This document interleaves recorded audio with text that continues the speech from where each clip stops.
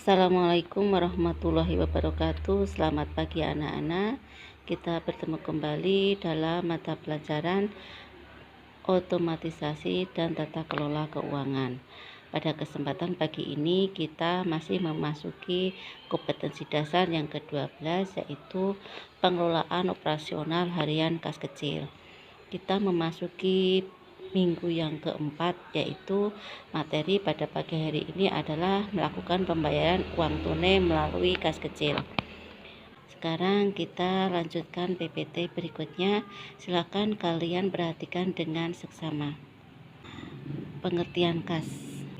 Menurut Kamus Besar Bahasa Indonesia, kas adalah tempat penyimpanan uang, tempat membayar atau menerima uang, dan peti kayu sebagai alat untuk mengirim barang. Kemudian kalau menurut James Cassin, kas adalah alat penukaran berupa uang kertas, uang logam, deposit yang segera dapat ditarik, rekening giro, dana kas kecil, bank draft, cek pribadi, dan alat penukar uang atau money order. Kemudian kalau menurut pengertian akuntansi, kas adalah alat pertukaran yang terima untuk melunasi utang atau kewajiban membayar. Dapat diterima sebagai setoran ke bank dengan jumlah sebesar nominalnya, termasuk juga simpanan di bank yang dapat diambil sewaktu-waktu. Itu menurut pengertian akuntansi. Jadi dapat disimpulkan bahwa kas adalah aset lancar yang terdiri dari uang kartal dan uang giral serta segala sesuatu yang memiliki sifat seperti uang. Kas merupakan alat pembayaran yang sah selain uang tunai. Itu ya nak ya. Sekarang kita sudah tahu apa itu kas. Kemudian ini kas dibedakan menjadi dua, uang kas dan yang tidak termasuk dalam kas. Yang masuk dalam uang kas itu adalah uang kartal, uang giral, cek yang diterima sebagai alat pembayaran oleh pihak lain, termasuk juga traveler's check. Kemudian bank overdraft itu alat bayar antar bank karena ada rekening koran yang negatif, dan wesel pos. Kemudian yang tidak termasuk dalam kas bisa berupa deposito berjangka. Ini bisa jangka 1 bulan, 3 bulan, atau bisa juga setengah tahun atau 6 bulan. Kemudian cek mundur, nanti kita jelaskan ya apa itu cek mundur. Kemudian uang yang digunakan untuk tujuan tertentu, misalnya dana pensiun dan perangko atau materai. Nah, yang di sini adalah tidak termasuk dalam kas. Yang sini adalah uang atau yang dimasukkan dalam uang kas. Sekarang jenis-jenis kas itu ada dua. Yang pertama adalah kas umum, yaitu kas yang digunakan untuk melakukan semua penerimaan uang dan pengeluaran kas yang jumlahnya relatif besar, misalnya utang dagang, biaya gaji, pembelian barang atau alat berat, dan lain-lain.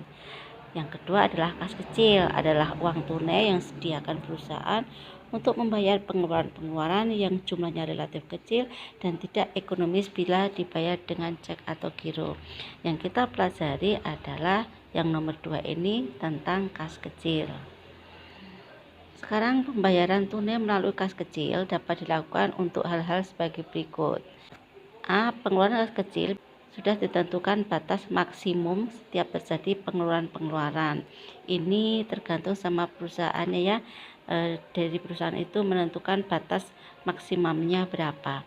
Kemudian yang B, pengeluaran kas kecil tidak dibolehkan untuk pemberian pinjaman pada staf. Jadi tidak boleh diberikan pinjaman atau diutangkan kepada staf ya. Yang C, bukti pengeluaran kas kecil harus ditandatangani oleh pemegang kas kecil. Ya, untuk bukti pengeluarannya yang bertandatangan adalah pemegang dana kas kecil.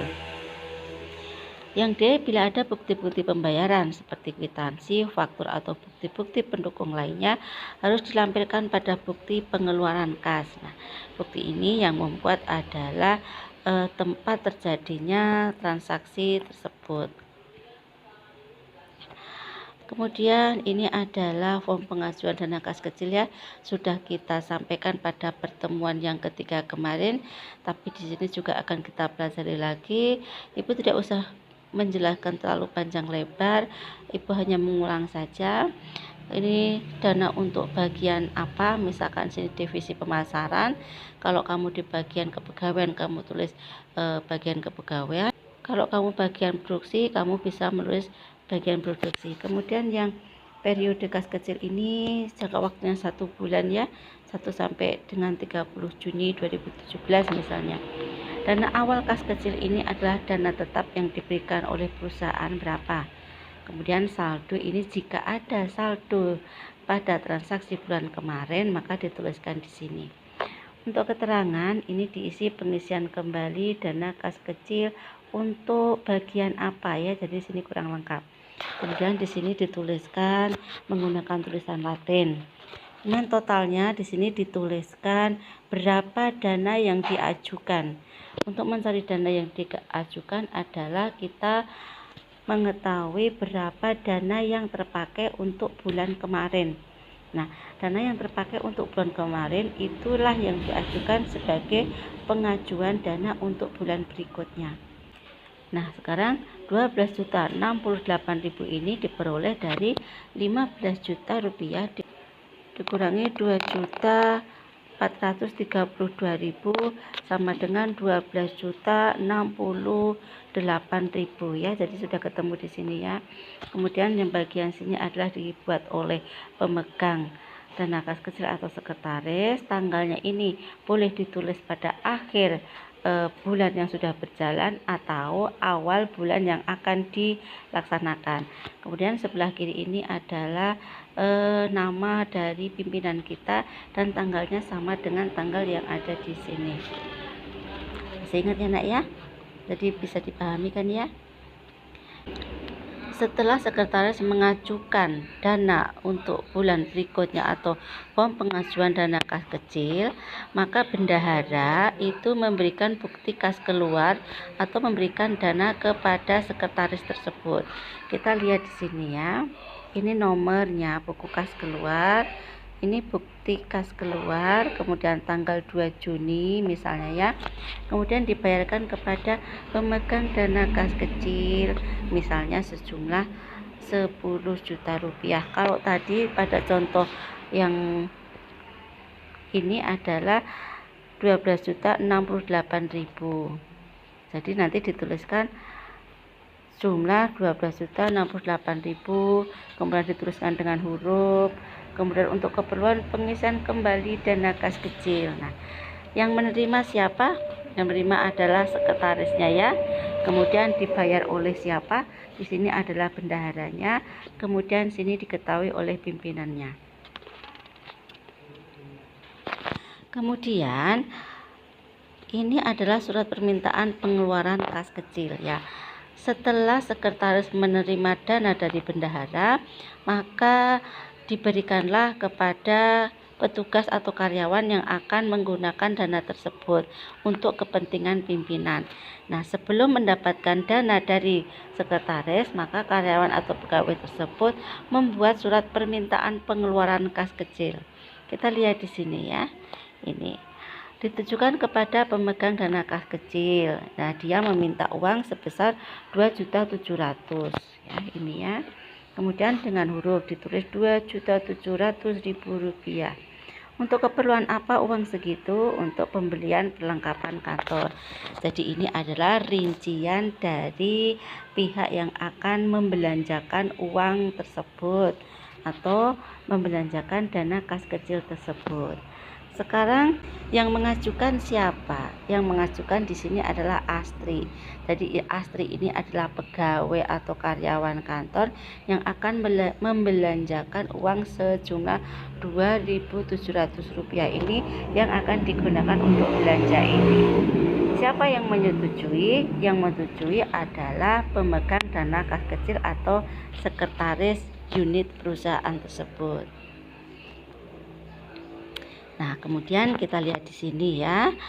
Ini setelah karyawan tersebut atau pegawai tersebut mengajukan surat permintaan pengeluaran uang, kemudian kita lihat di sini ini adalah bukti pengeluaran yang dilakukan oleh orang atau pihak atau karyawan yang membelanjakan uang tersebut sebanyak 2.700.000 rupiah. Ini bukti pengeluaran kas kecilnya seperti ini. Surat ini ditujukan kepada pemegang dana kas kecil. Maka di sini dituliskan ditujukan kepada pemegang dana kas kecil. Jumlah terima menurut PPKK ini, jadi dia menerima uang dari pemegang dana kas kecil itu sebesar Rp2.700.000. Yang dikeluarkan berapa? Yang dikeluarkan juga sejumlah yang diajukan tersebut. Apakah ada kelebihan? Kalau misalkan ada, ditulis di sini. Kalaupun tidak ada, dipakai strip seperti ini ya. Untuk pembayaran pembelian perlengkapan kantor. Kemudian ini adalah rinciannya ya. Nah, terus dibuat oleh siapa? Ini yang membuat adalah Astri. Astri ini adalah pegawai atau karyawan yang membelanjakan uang tersebut. Kemudian disetujui oleh Putra. Siapa Putra ini? Putra ini adalah pimpinan perusahaan. Tadi sekretarisnya siapa namanya? Sekretarisnya namanya Mulia. Ini adalah kop dari toko Raja Wali. Jadi karyawan tersebut membelanjakan uang 2.700.000 ini di toko Raja Wali ya. Kemudian ini dibuat oleh toko Raja Wali. Nomor, keterangan, harga satuan, jumlah dituliskan di sini. Kemudian di bawahnya ada bagian penjualan. Jadi orang yang menjual tersebut tanda tangan dan nama jelas. Kemudian dibayar oleh si Astri. Artinya Astri ini membayar sejumlah uang 2.700.000 kepada bagian penjualan. Artinya dia mengeluarkan dana kas kecil tersebut untuk belanja barang-barang ATK ke bagian penjualan atau kepada si Arya. Ini adalah istilah-istilah ya yang sudah kita tuliskan di atas. Ada money order adalah surat yang memuat perintah dari suatu kantor lain, agen suatu bank, kantor pos atau lembaga keuangan untuk membayar sejumlah uang kepada penerima pembayar yang ditunjuk dalam SPP. SPP itu adalah surat perintah pembayaran. Kemudian uang kartal adalah uang yang diterbitkan oleh bank sentral dan dapat digunakan sebagai alat pembayaran yang sah dalam kegiatan transaksi jual beli sehari-hari. Ini ada uang giral, alat pembayaran berupa surat berharga yang sewaktu-waktu dapat digunakan pada transaksi jual beli. Ada travel check, yaitu cek yang digunakan untuk perjalanan ya. Kemudian apa itu bank overdraft, yaitu bank ini terjadi atau muncul apabila suatu cek ditulis dengan jumlah yang melebihi rekening kas. Sebagai akibatnya rekening korang akan minus karena bank menalangi uang yang kita tarik. Ada wesel pos, adalah surat pos yang mengirimkan uang atau surat pembayaran yang diuangkan ke kantor pos oleh pemegangnya. Dulu sebelum ada transfer bank ya, kita kalau mengirimkan uang itu menggunakan wesel pos. Kemudian ada cek mundur. Cek mundur merupakan cek yang ditulis oleh drafter atau pembayar untuk tanggal di masa depan, menerima cek mundur dan baru bisa mencairkan cek tersebut sesuai dengan tanggal yang tertera di dalam cek. Begitu ya, jadi nanti kalian bisa membaca lagi istilah-istilah yang ada dalam materi tersebut. Anak-anak, silakan kalian kerjakan tugas berikut ini, kemudian kumpulkan di Google Classroom. Untuk yang belum jelas, kalian boleh menanyakan di grup WhatsApp pelajaran. Ibu akhiri, assalamualaikum warahmatullahi wabarakatuh. Selamat pagi.